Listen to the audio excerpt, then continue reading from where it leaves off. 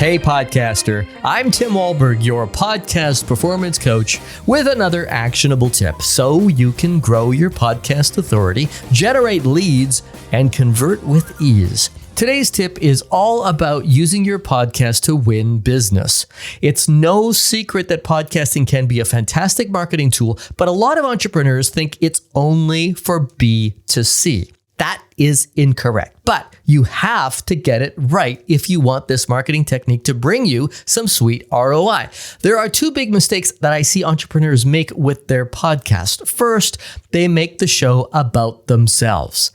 It's not about you. You've heard me say this before. It's about your listener. Spoiler, your listener is your ideal customer. And secondly, they create the podcast and do it week after week thinking that is enough. If you want ROI on your podcast and you really want to use it to land you some big contracts in the B2B world, then you need to do more than just publish.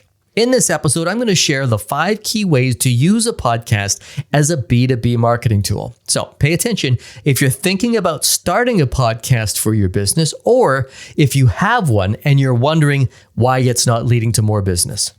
The first and most powerful reason to have a podcast that is aligned with your business is to build your authority.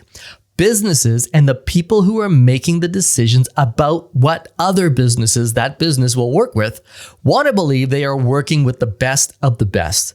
For people to see you as the go-to person on a topic or in an industry, you need to have authority. Showing up week after week and sharing your expertise is a fantastic way to do this, but you need to make sure that you aren't showing up pitching nonstop every episode. Think about it. Nobody likes commercials. They literally pay money every month just to avoid them. So make sure you are sharing your expertise in a way that serves your ideal client and isn't just you flexing for 20 minutes every week.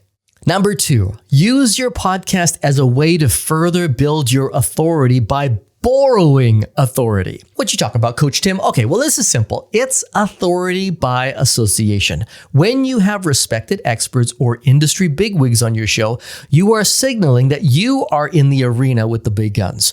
Their authority spills over onto you. Not only that, but you increase your visibility by gaining access to their audience.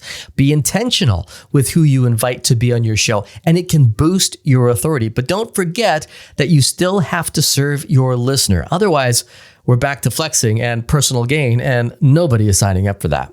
Okay, the third way to boost your authority and turn your podcast into a powerful B2B marketing tool is to use it to build your online authority. I can't believe how many podcasters skip this part. There are 2 key ways to use your podcast to boost online authority. The first is to improve your search rank. Simply having a podcast and some good show notes on your website will help you improve your search rank. You can also build your online authority by posting your episodes and promotions for your podcast on social media and YouTube. If you want to be an authority in your space, you need your podcast to be discoverable. Take advantage of this content you are creating each week and use it to build up your SEO. Okay, so far you may have noticed that we've talked about 3 ways to build your authority with your podcast, but number 4 is more about what comes next. Trust. Having a podcast that is consistent and listener-centric will, over time, build trust with your audience. As an entrepreneur, you know that trust is essential for you to land any contract. Imagine how much trust you can build by being in your ideal client's ear for 20 to 40 minutes every week. They probably don't see their friends that often. With the right content that serves them and helps them do their job better, you can build this relationship with every episode. There's another way to build trust through your podcast. It doesn't work for every business, but you can also build trust by interviewing your ideal clients. That conversation can open doors when done right. Check out episode 222 for more on this technique. Whether your ideal listener is pressing play or being interviewed, using your podcast for trust building is a powerful benefit because they feel they know you. And who do you think they're going to award that contract to? Someone they don't know or someone they feel like they know and trust? And the fifth way, the final way to activate your podcast as a marketing tool is to include it in your proposal process. Don't be shy about reminding your potential client about your show, even if it's just a link in your footer. If they're not familiar, this could be the clincher between you and someone else. If they are familiar, then it's a good reminder that they know and like you. Strategically, you could also reference certain episodes that highlight your approach or USP. Case study episodes are particularly good for this, as they serve as high-level testimonials and serious social proof. Mentioning your podcast in your proposal might just be what seals the deal. These are just 5 ways that you can use your podcast as a good B2B marketing technique. Number 1, it builds your authority.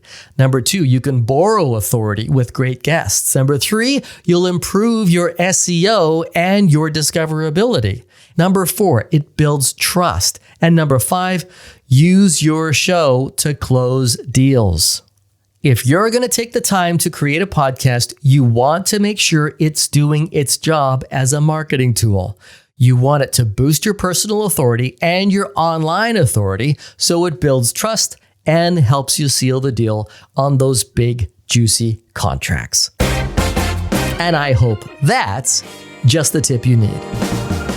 The key is to be strategic and intentional with the content and how you share it. If you need help with that, there are 2 ways that we can work together. The first is the Concept to Casting Podcast Launch Program. This is for entrepreneurs who don't have a podcast and want to do it right from episode 1. Now, if you already have a podcast and this episode has you realizing that you might need to make a few tweaks to get the full value out of it as an authority boosting marketing tool, well, then we have the podcast tune-up for you. You can do that one on your own or work one-on-one with me.